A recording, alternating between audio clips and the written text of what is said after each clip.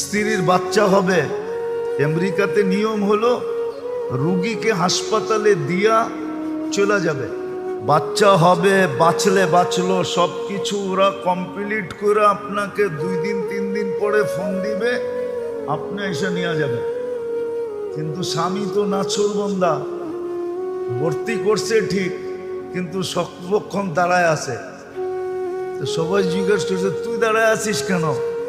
তোরে বুঝাইছে, বল তোর শরীরের একটা অঙ্গ অর্ধেক যদি কোথাও থাকে তাহলে আর অর্ধেক ওর সাথে থাকবে না পৃথক থাকবে?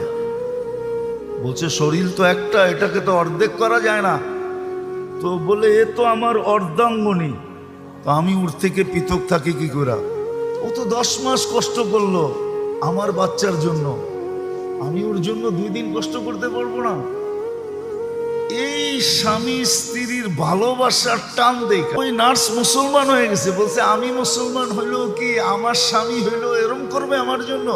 বলছে অবশ্যই, এটা আমাদের ইসলামের নীতি। মুসলমান হয়ে গেছে।